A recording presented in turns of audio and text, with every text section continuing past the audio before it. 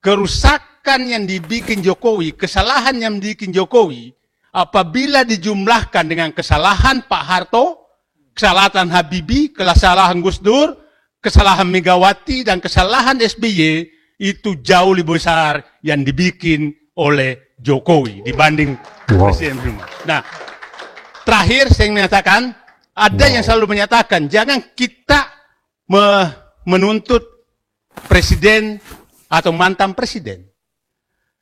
Kita biasa menuntut presiden. Pak Harto kita tuntut. Dan sedang diselidiki, beliau sakit. Gus Dur, apa salahnya rakyat mengimpeach dia dan jatuh? Ya kan? Habibie, apa salahnya? Langsung dihinakan di gedung MPR. Jadi terus kenapa kita dilarang menuntut Jokowi? Yang jelas salahnya banyak. Jadi tutup pemikiran semua bahwa presiden dan mantan presiden tidak boleh dituntut. Bangsa Indonesia sudah terbiasa hal itu dan biasa saja. Pak Harto dilakukan, Gus Dur dilakukan hanya isu 35 miliar. Ya. Nah, Bung Karno ada staf MPR-nya, Pak Habibie dilakukan hanya yang sama. Jadi biasa sajalah. Kalau berani berbuat, beranilah bertanggung.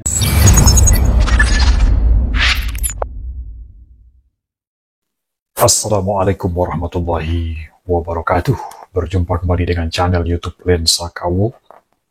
Semoga teman-teman sekalian dari Sabang sampai Merauke, dimanapun itu berada, mulai dari kota besar sampai ke daerah terpencil yang bisa mengakses jaringan internet, menyaksikan tayangan-tayangan video dari channel YouTube Lensa Kawo. Saya doakan mudah-mudahan diberikan kesehatan, diberikan kesuksesan, diberikan keberkahan, diberikan kebahagiaan tentunya. Dan melanjutkan kembali guys, video sebelumnya, makin kesini dunia politik tanah air kita semakin menarik sepertinya. Dan mulai dari jadi atau tidak Gibran akan dilantik menjadi cawapres atau akan terhenti sebelum 20 Oktober mendatang, atau akan dimakzulkan setelah 20 Oktober pasca pelantikan. Kemudian dagelan nasib Presiden Jokowi setelah lengser dari jabatan kepresidenan, akankah nanti bisa kembali ke Solo atau apa yang terjadi setelah itu. Dan video kali ini dengan judul peringatan terakhir Jokowi, pengadilan pertama Gibran. Berkumpul orang-orang yang menyuarakan untuk mengadili Presiden Jokowi setelah 20 Oktober nanti. Yuk kita saksikan saja videonya.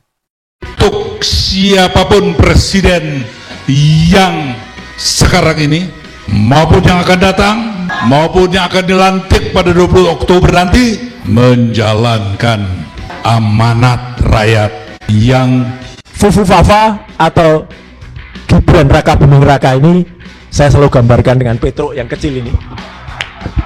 Ini Petronya kecil ini, ya. Apa yang kita siapkan adalah ini. Nah, Petro. Ini Petro loh yang digantung, bukan siapa. Nah, yang paling tepat adalah dia duduk ini kan. Semua mungkin saja yang dipanggil kemarin itu sebagian besar adalah ke Kertanegara, itu sebagian adalah rekomendasi mereka. Jadi saya menggugah seluruh rakyat, apakah kita diam melihat bahwa kedaulatan rakyat sudah diambil oleh mereka? Pengadilan pertama Gibran. Ini bahaya. Kami menuntut untuk siapapun presiden yang sekarang ini, maupun yang akan datang, maupun yang akan dilantik pada 20 Oktober nanti, menjalankan amanat rakyat yang kita coba wakili dalam barisan pro-demokrasi ini. Barisan pro-demokrasi. Kita sudah tidak perlu lagi maki-maki sana, maki sini, sudah jelas jelek, sudah kita terima semua, ya kan? Nah, yang kita minta kan tagar teriak ini, ya, bahwa mas-mas ini memberikan statement yang bertanggung jawab, kan? Tidak boleh menyesatkan rakyat. Nah, kasih saya sedikit clue aja ya, bahwa apa yang Anda katakan itu benar, tidak fitnah, bukan karena ditolak jadi menantunya Jokowi gitu ya. Nah, monggo, silakan. Terima kasih. Assalamualaikum warahmatullahi wabarakatuh. Merdeka! Baik, terima kasih senior saya, Pak Eros. Jadi, apa yang saya katakan itu memang awalnya, sebenarnya saya pun tidak menduga sama sekali. Jujur ini. Ya, ketika muncul sebenarnya dugaan akun di Kaskus itu sudah sekitar hampir 2 bulan yang lalu. Ya, akunnya sudah lama, sudah sejak 2014, 2013. Tapi indikasinya kemudian muncul itu sudah semenjak 2 bulan yang lalu, sebelum teman-teman memunculkannya di X atau di Twitter. Nah, ini terus terang saja, ini baru saya buka sekarang, Pak Eras. Jadi, waktu itu kalau polanya saya muncul duluan, nanti saya jadi martir yang ditembakin dari segala sisi. Maka teman-teman lah yang sebenarnya harus kita apresiasi, yaitu teman-teman netizen. Ini yang kemudian mereka yang memunculkan di Twitter. Jadi rame dulu di Twitter, rame. Tapi rame ini itu memang belum bermakna, Pak Eros, karena teman-teman semua. Karena ini baru berupa data. Data-data yang terpisah, secara sel terpisah. Nah, saya kemudian merangkumnya. Awalnya terus terang teman-teman, saya ngajak juga beberapa ahli IT lainnya, Prof, untuk mau lama. Ironisnya tidak ada yang berani mereka. Jadi mereka pada, ojo aku nggak mau masuk kayak kamu mas gitu. Ya, jadi memang resikonya masuk, ya kalau nggak benar. Tapi yang pernah masuk, jadi ya nggak problem saya. Ya. Oke gitu. Jadi data-data itu kita kumpulkan. Kemudian saya bikin analisis seperti yang tadi ditayangkan. Jadi gambar-gambar itu adalah analisis. Akun itu pernah dicuitkan, kemudian memention atau melinkkan dengan akun resmi. Jadi ini sebenarnya sama teman-teman semua. Saya kalau dulu membandingkan gambar asli atau tidak, kita harus punya referensinya dulu, Pak Eros. Yang asli itu yang mana? Yang pasti asli adalah Cilipari, itu pasti asli, miliknya Gibran. Yang pasti asli akunnya Kaisang P, itu miliknya Kaisang, itu pasti asli. Nah, dari 2 akun itu saya cari hubungannya kemana aja. Ternyata masuk juga ke Fuhu Fafa, masuk juga ke Raka Genarli, masuk juga ke RK GBRN. Nah, dari situlah kemudian kita tarik semuanya. Bahkan ketemulah yang mereka saling berhubungan, mereka saling berkomunikasi. Singkat kata, ketika saya bisa mengatakan 99,9% itu adalah ketika beberapa teman, ini terus terang bantuan teman-teman wartawan juga nih, Pak Andi, Pak Lukas gitu ya. Mas, Gibran tuh dulu nomor teleponnya ini. Sekarang lain yang dipakai. Saya cek nomor telepon itu. Nah, kok ternyata nomor telepon itulah yang dipakai daftar di akun Kaskus Fufu Fafa itu. Jadi clear banget. Dan tadinya mau ngelak dia. Kemudian saya cari lagi. Teman-teman wartawan juga yang bantu sebenarnya. Jadi ini sebenarnya, Pak Eros, inilah kerjasama kita semua. Dari kita untuk kita. Ini bukan saya pribadi. Tapi ini adalah teman-teman netizen, teman-teman wartawan, teman-teman senior, penggerak. Ini tepuk tangan untuk kita semuanya. Kita mau membantu tanpa dibayar, tanpa melakukan apapun, kita semuanya ngumpulin satu persatu data. Dan akhirnya wartawan Solo, harian Solo yang, Mas, itu Gibran waktu daftar wali kota pakai nomor telepon itu, foto nanti gitu.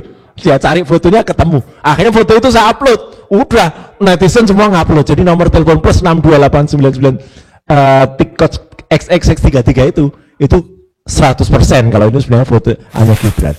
Nah, kalau dikatakan kemarin Prof. Jimli mengatakan, sudahlah itu sudah 10 tahun yang lalu, ya kan? Enggak. Kejahatan terbesarnya itu baru dilakukan sekitar 3 minggu yang lalu. Yaitu ketika dia menghapus 2100 postingannya.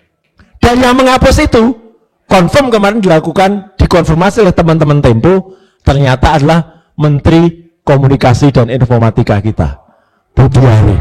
Jadi ini sudah kejahatan negara. state criminal ini.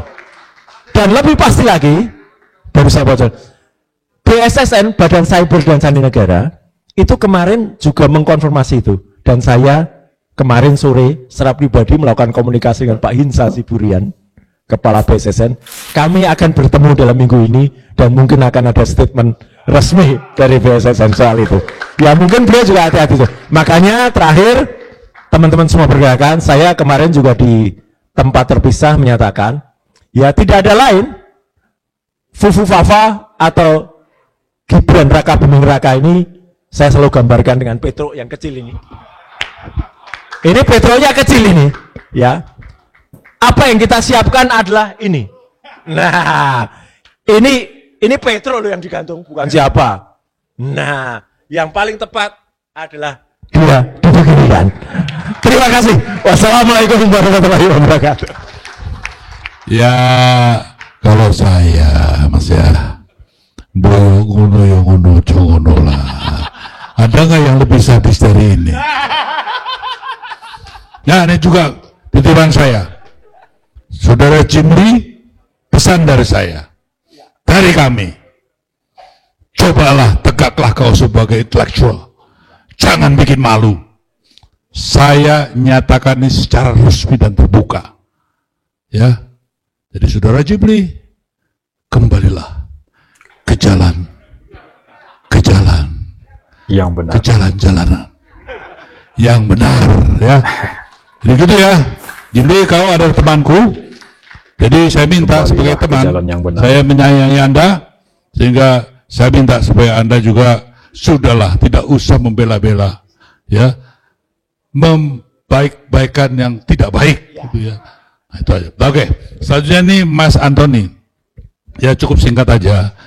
Setiap hari kok ngeritik kebijakannya apa Jokowi ya, sentimen nggak sih gitu?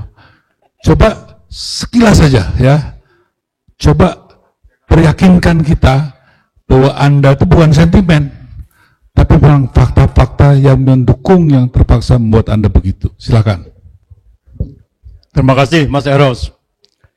Apa yang ditampilkan itu adalah bukan barang baru, bukan bahan baru. Ini adalah bahan yang sudah lama saya publikasi, terus menerus. Bahkan apa yang saya ungkapkan ini sempat dibukukan oleh almarhum Desmond Mahesa dengan judul buku Pemakzulan Presiden. Jadi apa yang ditulis di buku itu, tulisan saya lalu dibantu dengan tulisan Desmond, bahwa itu semua sudah masuk ke dalam pemberhentian presiden, pemakzulan presiden, sudah memenuhi persyarat untuk itu. Itu pertama. Apa yang saya tulis tadi juga dikatakan bahwa saya memperhatikan ini dari 2014 semenjak Jokowi berkuasa. Jadi saya perhatikan seluruhnya kebijakannya ini sangat jahat terhadap rakyat. Pada saat itu saya salah satu ketua DPP partai politik, saya harus keluar karena dia mendukung Jokowi, tetapi saya mau mengkritisi kebijakan-kebijakan Jokowi.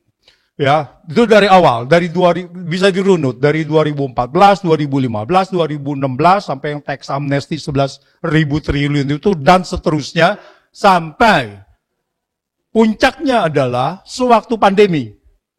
Nah, sewaktu pandemi ini benar-benar menjadi bancaan. Nah, kerusakan ekonomi ini bukannya masalah ekonomi. Kerusakan ekonomi adalah melalui pembuatan peraturan, melalui undang-undang, contohnya adalah di PSN, contohnya di PIK 2, ini melalui peraturan, dan peraturan itu melanggar konstitusi. Nah inilah, saya lihat kok bisa begitu, semuanya diam, ya kalau kita diam juga, ya tidak ada yang bersuara, maka negara ini tambah ambruk. Lalu saya ditanyakan kepada kawan ada yang menanyakan kepada saya, Pak Antoni kok selalu kritik terus tulisannya? Lalu saya bilang setiap orang mempunyai peran masing-masing. Ada kritikus, ada pembela gitu kan. Apakah Jokowi tidak pernah ada kebijakan yang bagus? Saya bilang ya mungkin sangat banyak kebijakan Jokowi yang bagus. Tetapi saya adalah kritikus. Jadi saya harus mengkritik, ada kritikus film, ada kritikus makanan dan sebagainya. Saya adalah spesialis kritik Jokowi gitu. Nah, apa yang saya kritik pada saat itu? Nah, dia inilah yang semuanya kemudian terakumulasi kepada pelanggaran-pelanggaran itu. Ya demikian, terima kasih. Oke, jadi jelas ya, tidak berdasarkan sentimen, bukan berdasarkan karena tidak menjadi wamen gitu ya. Karena ada tuh yang marah-marah nggak jadi wamen ya. Oke, sekarang ini ya.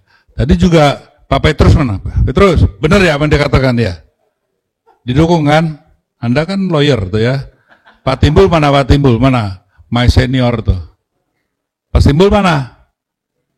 Ini juga orang yang sangat mengamati dengan baik. Artinya teman-teman semua tidak usah khawatir. Apa yang kita sebarkan ini bisa kami pertanggungjawabkan. Nah terakhir nih ya. Nah, Pak Didu, sebelum Anda masuk penjara, ya, mari kita bicara-bicara sebenarnya apa ya? Apa sih yang menjadi ini? Kenapa? Ini orang-orang yang siap masuk Karena yang Anda penjara. hadapi menurut para pegiat ya, pegiat hukum yang bekerja di wilayah membela hak-hak tanah rakyat ya. Seorang yang Anda sedang hadapi ini ya luar biasa. Itu bintangnya lebih dari 4. Ya. Jadi hati-hati. Kenapa saya bilang mumpung belum masuk ya. Coba ceritakan supaya nanti kalau Anda masuk banyak yang besuk ya. Karena kita masa duduk membela yang Benar. seharusnya. Silakan. Terima kasih kesempatannya. Sebenarnya yang saya perjuangkan itu adalah mengembalikan kedaulatan rakyat yang diserahkan Jokowi kepada oligarki. Itu sebenarnya.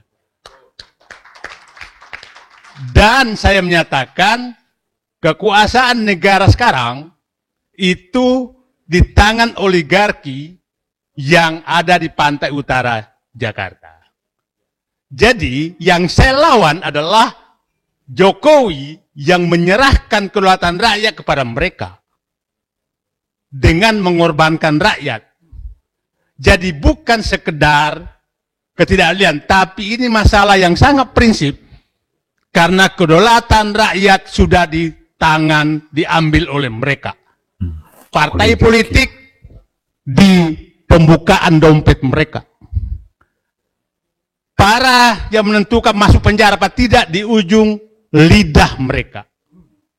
Bahkan menurut saya, yang bisa jadi bintang di Cilangkap, di Trunojoyo, juga atas rekomendasi mereka.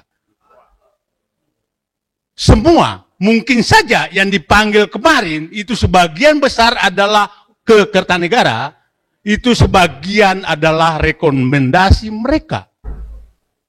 Jadi, saya menggugah seluruh rakyat, apakah kita diam melihat bahwa kedaulatan rakyat sudah diambil oleh mereka? Stop dulu. Ini bahaya ini ya. Harus jelas lagi. Oke. Itu Prabowo. Ya, harus jelas. Karena ini masalah sensitif, jangan sampai ya dikira cuma provokasi. Nah, ini kan harus jelas sumbernya dari mana, ya kan? Siapa yang bilang gitu? Apakah Anda, saya kenal sama istrinya, mungkin lain, ya toh?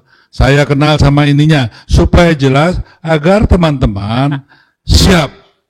Sehingga siap itu siap menemani Anda juga kalau masuk. Gitu. Jadi gini, kita ini analis yang melihat tanda-tanda.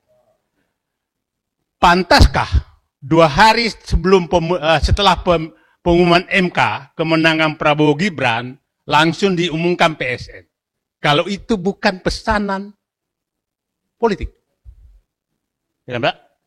Nah, terus saya ketemu beberapa orang yang datang ke rumah yang bekas di penjara karena melawan di sana dan mereka cerita apa yang terjadi. Jadi saya menganalisis bahwa itu yang terjadi sekarang. Itu yang terjadi sekarang dan kita tahu fakta-faktanya. Biasanya Bung Eros, fakta-faktanya seorang analis akan ketahuan nanti. Kita tahulah siapa-siapa yang dipanggil kemarin. Dan kita tahu jaringan mereka. Cuma nggak bisa dibuka di publik karena itu sudah masuk wilayah hukum. Tapi publik bisa menelusuri siapa saja dipanggil, apa kaitan dengan oligarki pengambil kedaulatan rakyat, dan kita tahu apa yang terjadi. Kira-kira itu Bang Eros. Nah, ini analisis saya 32 tahun di dalam pemerintahan, dan saya sejak Pak Harto sampai 2 tahun Jokowi, saya di dalam pemerintahan. Jadi saya agak paham apa yang terjadi di dalam dan seperti apa. Dan saya sebenarnya menyatakan, kerusakan yang dibikin Jokowi, kesalahan yang dibikin Jokowi, apabila dijumlahkan dengan kesalahan Pak Harto, kesalahan Habibie, kesalahan Gus Dur, kesalahan Megawati, dan kesalahan SBY, itu jauh lebih besar yang dibikin oleh Jokowi dibanding Presiden sebelumnya. Nah, terakhir saya menyatakan, ada yang selalu menyatakan, jangan kita menuntut presiden atau mantan presiden. Kita biasa menuntut presiden. Pak Harto kita tuntut. Dan sedang diselidiki, beliau sakit. Gus Dur, apa salahnya rakyat mengimpeach dia dan jatuh? Ya kan? Habibie, apa salahnya? Langsung dihinakan di gedung MPR. Jadi terus kenapa kita dilarang menuntut Jokowi? Yang jelas salahnya banyak. Jadi tutup pemikiran semua bahwa presiden dan mantan presiden tidak boleh dituntut. Bangsa Indonesia sudah terbiasa hal itu dan biasa saja. Pak Harto dilakukan, Gus Dur dilakukan hanya isu 35 miliar. Ya. Nah, Bung Karno ada staf MPR-nya, Pak Habibie dilakukan hal yang sama. Jadi biasa sajalah. Kalau berani berbuat, beranilah bertanggung jawab. Terima kasih. Assalamualaikum warahmatullahi wabarakatuh. Ya, saya terus terang dari sekian menit saya juga tadi nunggu ya. Kok nggak ada yang maki-maki ya? Bangsat, gantung segala gitu. Ya, saya tunggu tadi. Kenapa? Saya hanya ingin berpesan pada teman-teman ya. Tunjukkan kepada Prabowo dan pemerintahannya. Tunjukkan kepada Jokowi dan pemerintahannya bahwa kami adalah orang-orang beradab. Orang-orang yang berani bukan karena sok berani, tapi didorong oleh rasa cinta pada Indonesia. Itu saya tunjukkan pada teman-teman, sehingga rasanya ya, kalau kata takut segala itu sudah masa lalu lah. Mas Sayuti tahu tuh, saya selalu dimaki-maki kalau saya takut katanya. Nggak usah takut Sayuti. Berkat kau selalu ngajarkan aku bismillah, bismillah terus. Alhamdulillah, saya nggak takut lagi. Jadi itulah pernyataan bersama kita. Mudah-mudahan teman-teman yang ada di sini semua menyetujuinya. Ya. Sekali lagi saja. Apakah teman-teman apa yang kita sebutkan sebagai pernyataan bersama disetujui? Disetujui? Oke. Kalau disetujui hanya ada satu kata. Hanya ada satu kata. Hanya ada satu kata. Mereka yang duduk berdiri tanpa kecuali. Ya, ikuti saya. Ini doa kita bersama. Ya, ikutin sini nih. Coba Diba. Ayo kita khusyuk ya, khusyuk ya. Bagimu negeri jiwa raga kami. Padamu negeri kami berjanji, padamu negeri kami berbakti, padamu negeri kami berbakti, bagimu negeri jiwa raga kami merdeka. Oke guys, sudah sama-sama kita tonton, kita saksikan bersama tadi semacam pernyataan bersama. Mereka menyebutnya seperti itu. Pertama tadi dari Roy Suryo, dimoderatori oleh Pak Eros, kemudian selanjutnya dari Mas Roy Suryo, Pak Antoni, dan Said Didu. Mau ngomong apa? Tapi yang jelas kita berharap bangsa ini bisa menjadi bangsa yang besar, bisa menjadi sebuah kebanggaan, tanpa ada korupsi, tanpa ada nepotisme, tanpa ada kolusi, tanpa ada yang menakut-nakuti kemanapun kita pergi. Tetap jaga persatuan dan kesatuan, dan Indonesia semakin besar, semakin jaya, dan semakin membanggakan. Itu saja video kita kali ini. Terima kasih sudah menyaksikan. Sampai jumpa pada video berikutnya.